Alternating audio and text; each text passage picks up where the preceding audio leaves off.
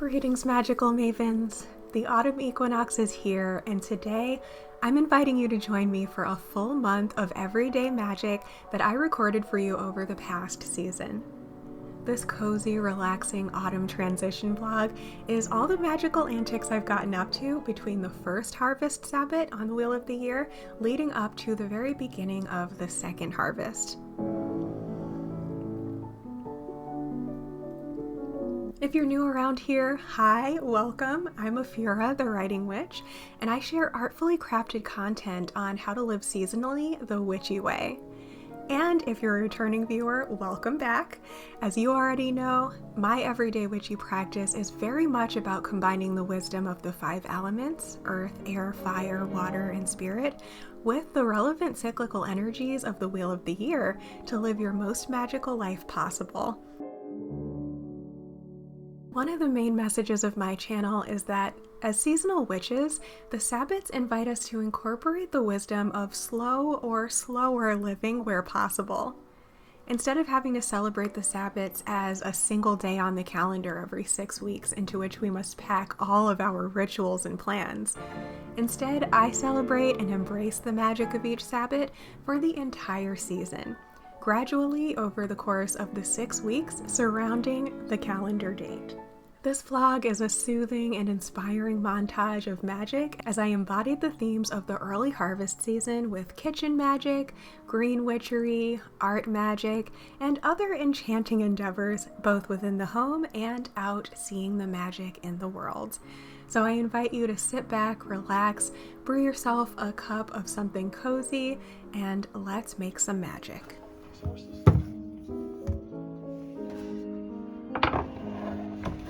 This year, I had a goal of learning more about seasonal eating and to learn more about ancient and traditional harvesting and cooking skills to help bring my sort of seasonal witch practice together with my kitchen witch practice, together with my green witch practice, and really just to feel like I'm a part of the cycle of nature.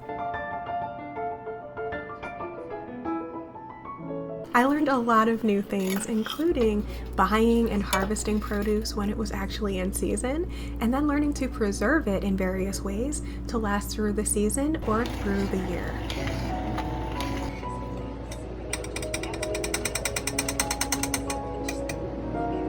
Some of the skills that I've learned have been canning, making jams and fruit butters, pickling and fermenting vegetables, making vinegar out of fruit scraps, making home brews like kombucha, mead, and wine, and how to properly dehydrate and store foods and herbs.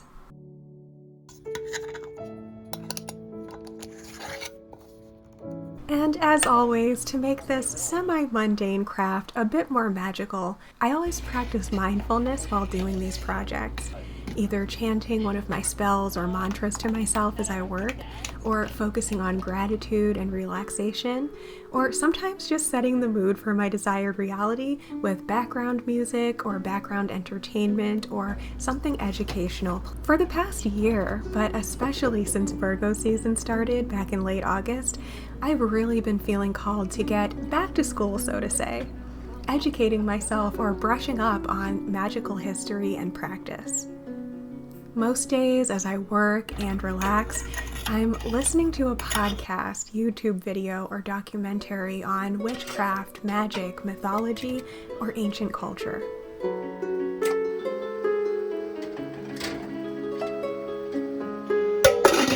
By showing up with a magical mindset during these meditative tasks, I think of it almost as programming the food and water with my own sense of calm, gratitude, and fulfillment, sort of paying the good vibes forward to my future self who will be eating them later in the year. By practicing mindfulness in the present moment and allowing myself to feel my desired feelings in the now, I'm also able to see myself being in even a better and more fulfilling place in my life by the time I'm opening and using these preserves. Knowing that future Fura is thanking my present self for taking the time to practice these cozy rituals and incorporating them into my life going forward.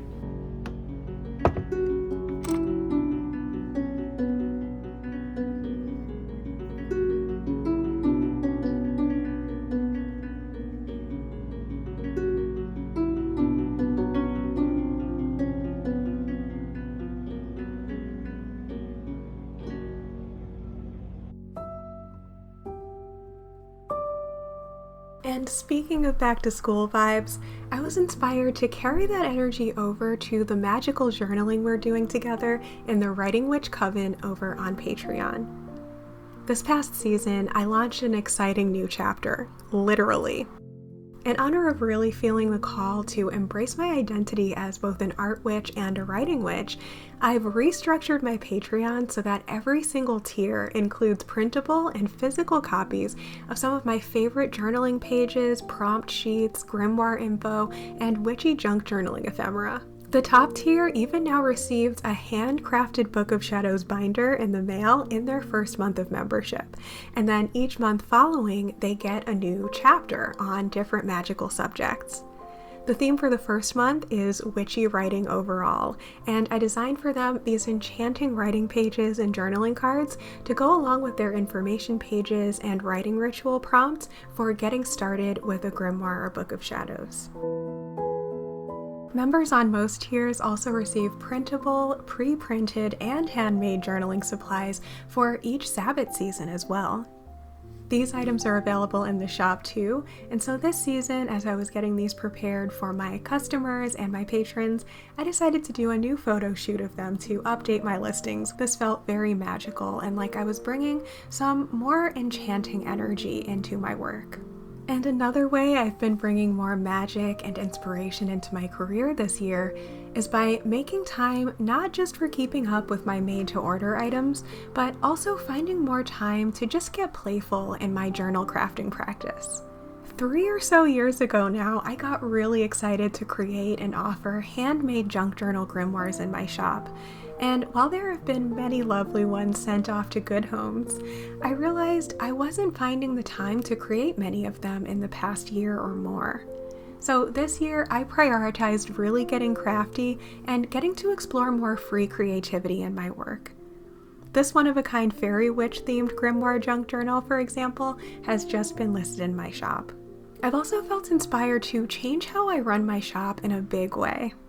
This fall, I'm transitioning from offering a full library of journal designs to order reproductions of, to prioritizing making ahead just the journals that I know sell quickly and having them in stock and ready to ship individually. This will allow customers to receive their journals in a week or so, rather than having to wait several weeks for me to make them each time. This will also allow me a lot more freedom in my schedule, which will allow me the ability to get innovative with some new designs. That being said, this does mean that some of my less popular journal designs from the current library will not be made very often anymore, if ever. So for those of you guys who have had your eye on a more rare design that I don't plan on making as much of in the future, I have made one commission of each design available in the shop as it's transitioning. So I can make one last one of any of the journals currently available in the library before they're gone forever. I invite you to browse my library and take advantage of your last chance to commission me for a made-to-order journal design.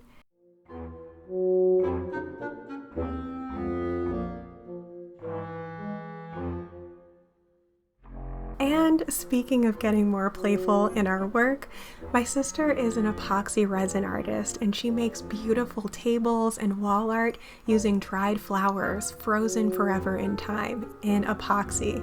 She uses dried flowers, foliage, and interesting natural treasures that she finds when she's on her nature walks, including magical things like bones.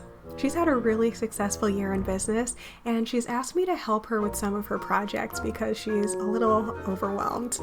So she recently found a floral shop that was totally giving Diagon Alley vibes, so I had to take you guys along for our little shopping trip.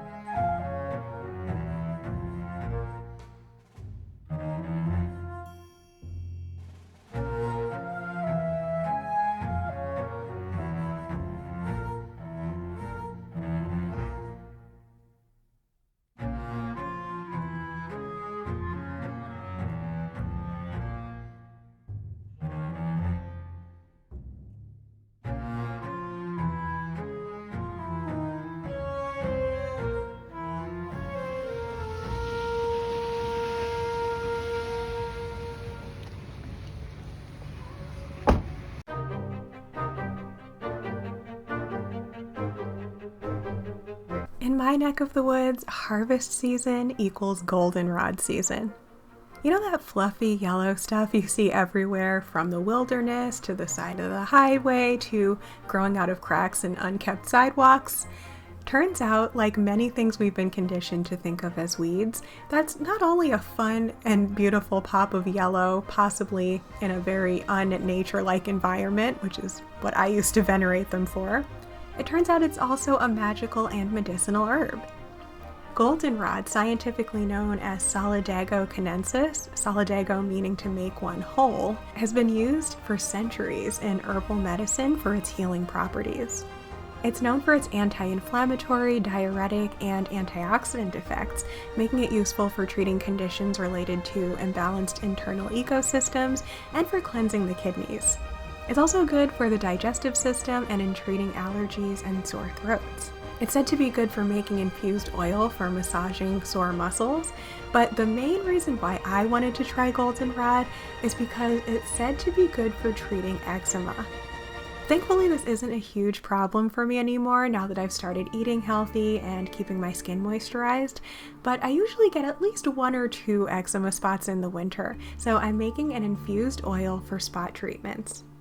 Additionally, goldenrod apparently is believed to have energetic properties that can help with abundance, prosperity, and attracting positive energy, which, when I read that, I thought it made sense because it is one of those just big, beautiful, bright yellow plants that is always found in very sunny areas, which kind of tells me that it's probably ruled by the sun and probably has those solar energy vibes.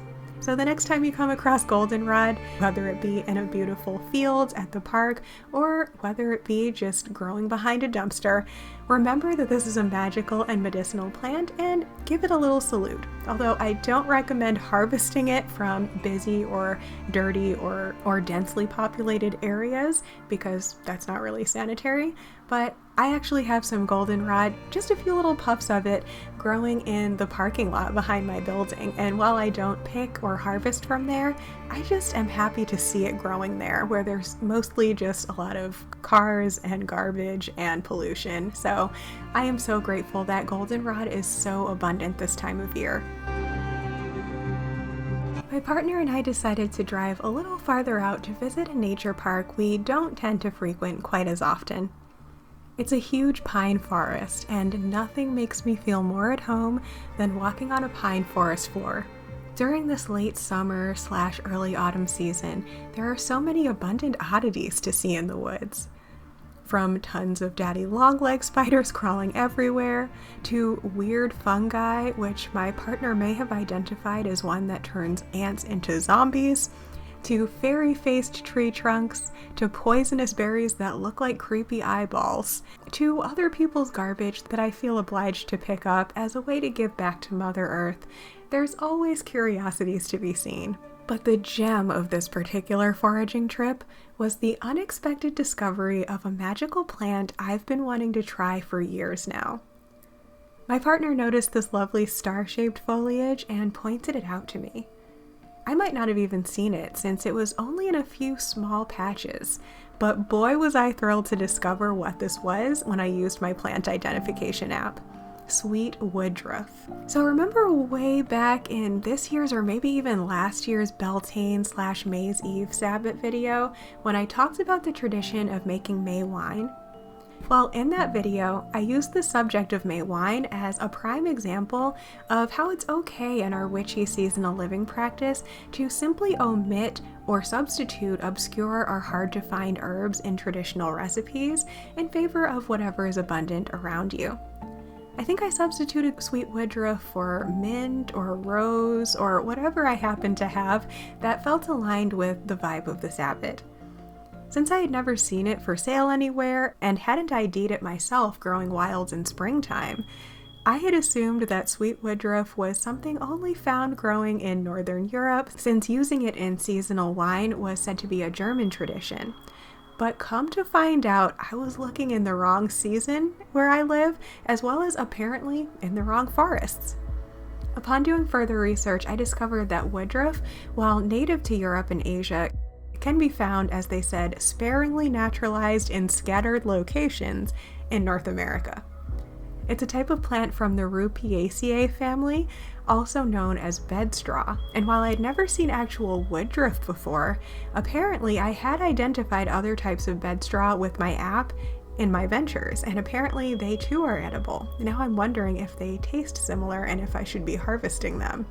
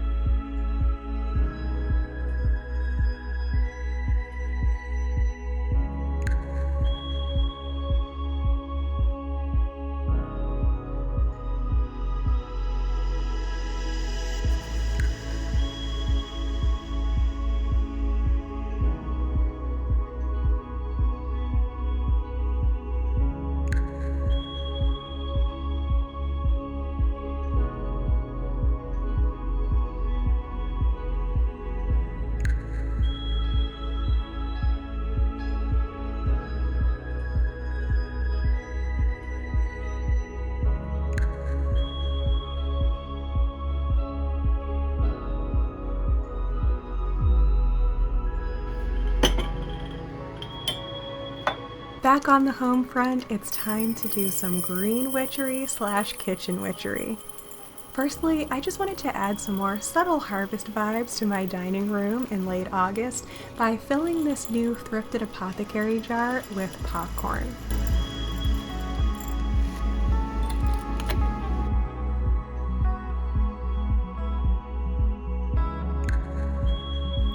And now it's time for some herb craft. It's been a full moon cycle and it's time to strain off last month's foraged herbal tinctures. This one is Self-Heal, the very common little purple flower that I talked about in a recent video on green witchery. So I'm no expert herbalist, but I can brief you on the basics of tincturing. It's very easy. All you have to do is submerge the plant in vodka, vinegar, or glycerin and let it sit in a sealed jar in a dark place for about a month before straining it off and storing it in a dark colored glass to keep the sunlight from damaging it. I've never worked with glycerin, but I like to use alcohol for most tinctures because it's more plain flavored and has a longer shelf life than vinegar. But something like fire cider or Four Thieves vinegar would be examples of vinegar-based herbal potions that I've created in the past.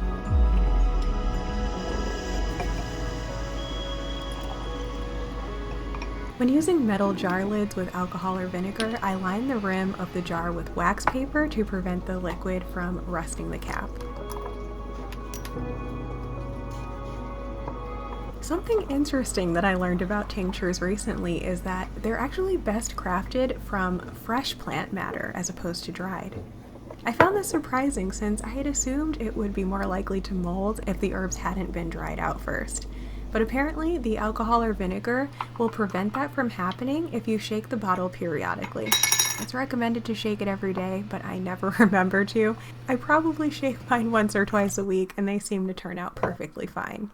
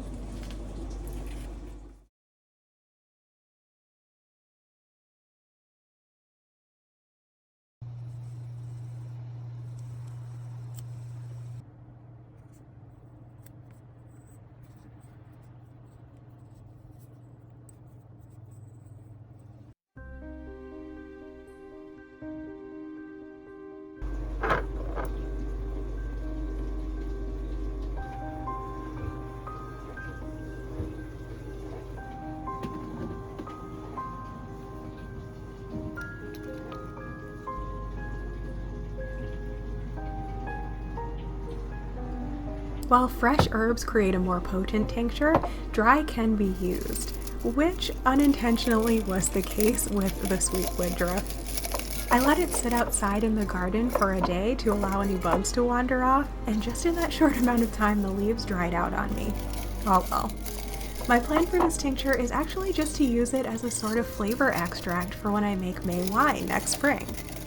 Oh, and apparently it's called bed straw because it was used in mattresses because it doesn't smash down easily.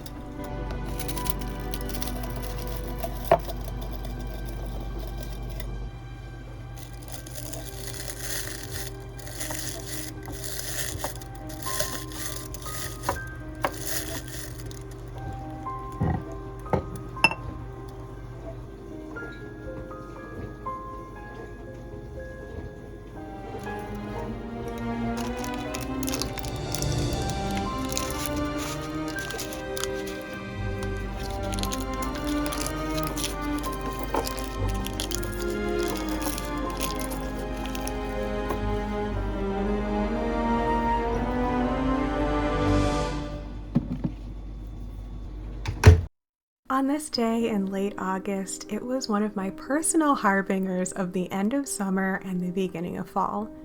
The final performance of Shakespeare in the Park.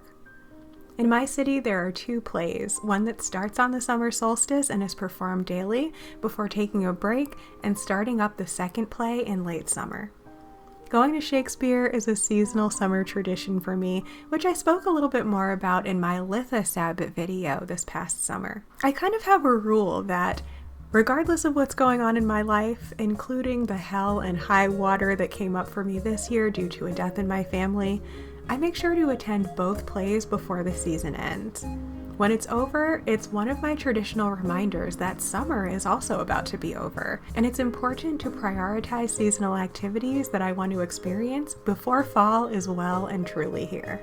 This day was also a fun and random manifestation for me because I am a non-specific manifester via my human design, and so manifestation is always interesting for me.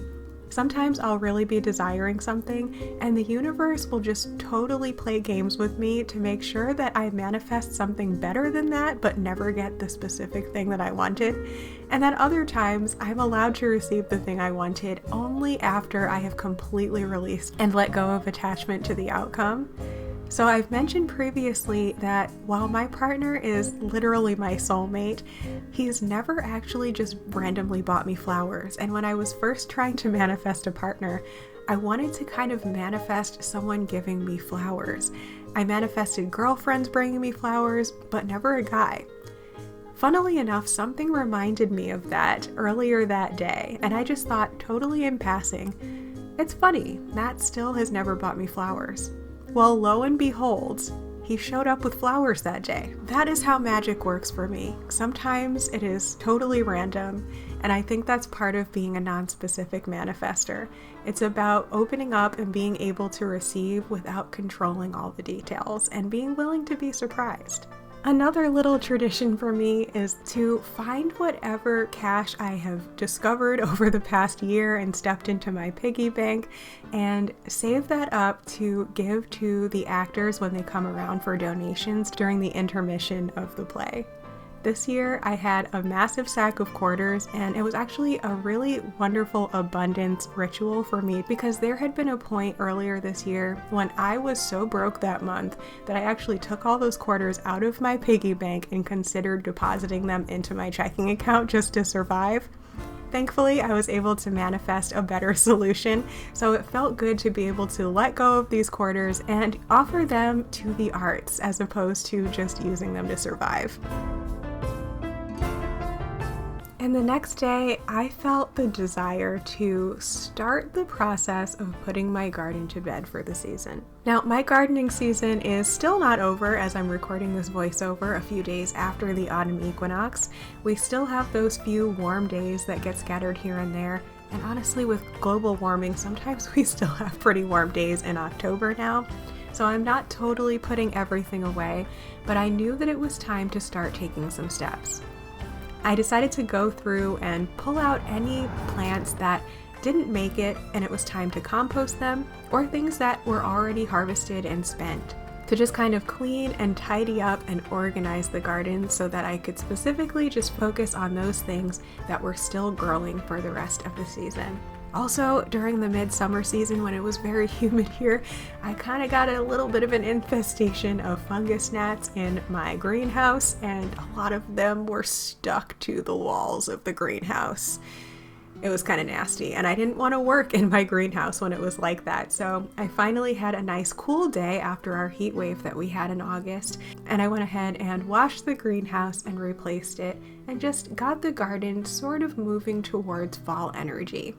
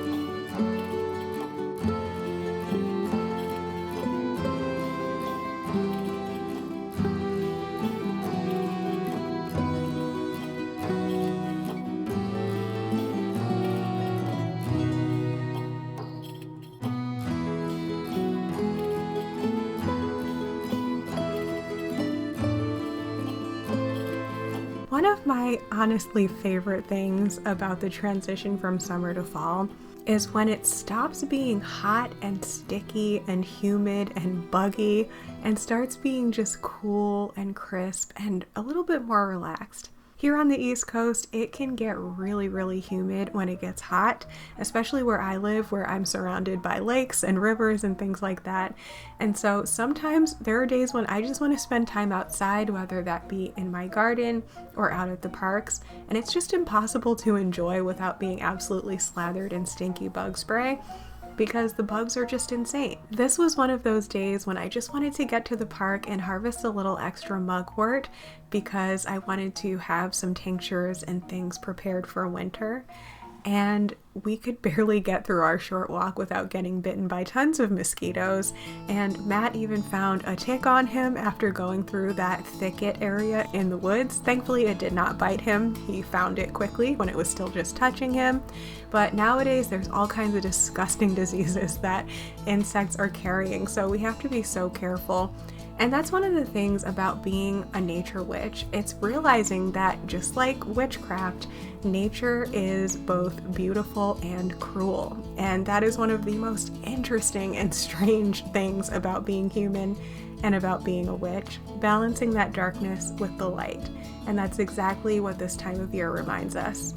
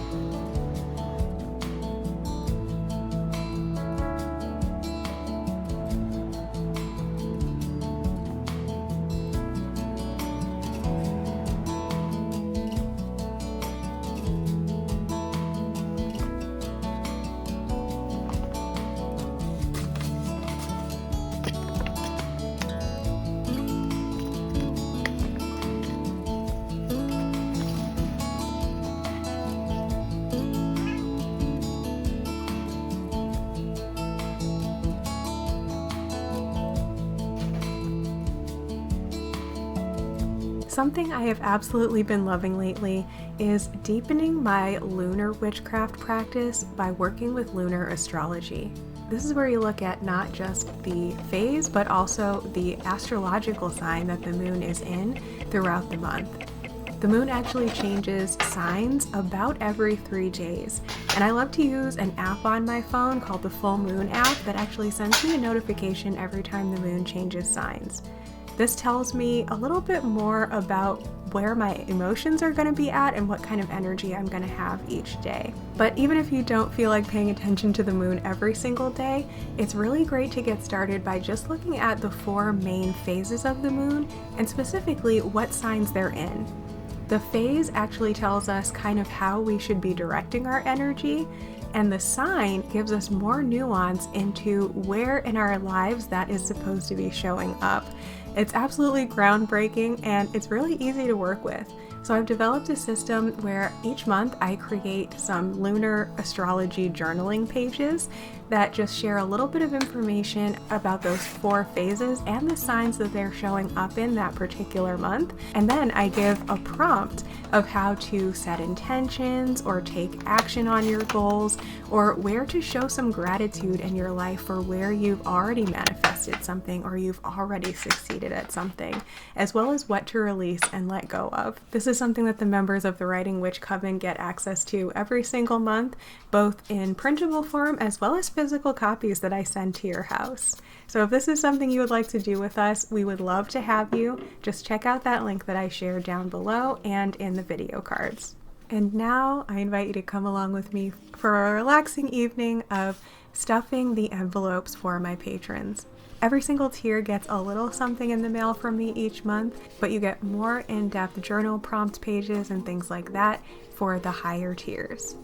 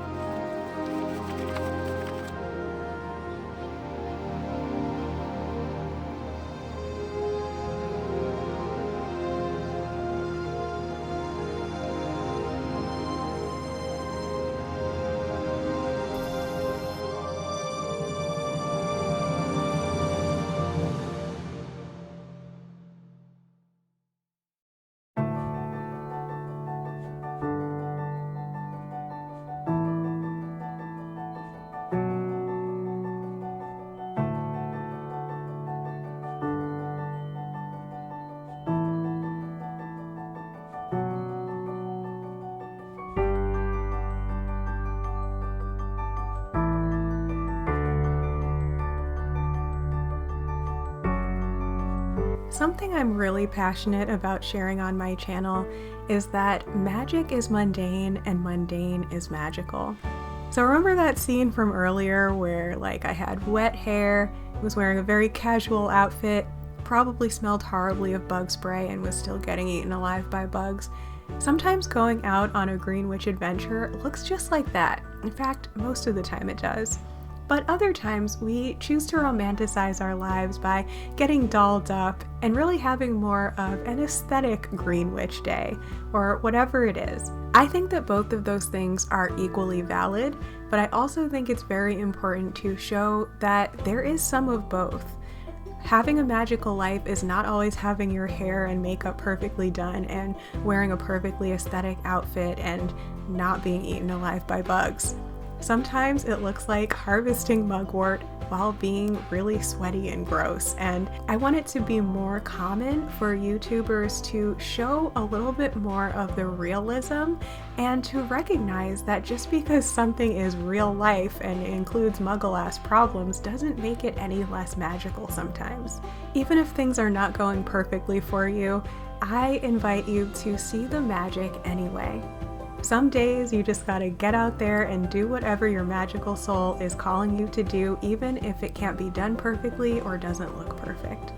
So here for your viewing pleasure, I invite you to join me on this day when I saw that summer was ending and I just really wanted to get out there and have a beautifully magical, aesthetic kind of Green Witch Day.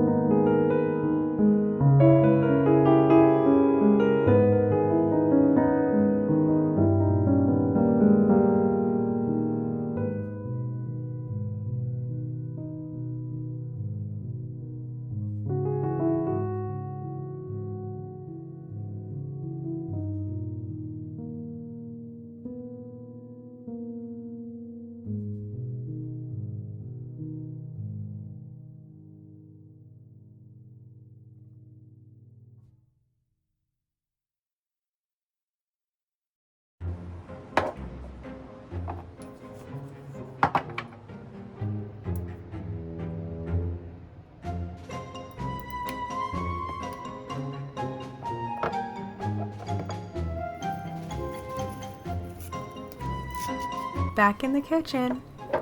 Alright, so it's finally time to go ahead and make that goldenrod infused oil that we talked about earlier. So something important to note about the difference between making a tincture and an oil. When you're making a tincture, you want to seal your bottle completely so that you can shake it up every day, whereas with an oil, you actually don't want it to be airtight. And the reason why, specifically if you're using fresh herbs like I am here as opposed to dried, is because some of the water vapor that evaporates out of those herbs is going to need to leave the container. Otherwise, they can get trapped and your oil can go stagnant. So I'm just putting a cloth over it for now. I'm not going to worry about shaking it up. I'm just going to leave it for a whole moon cycle, and then I'll strain it off, and then I'll seal it from there.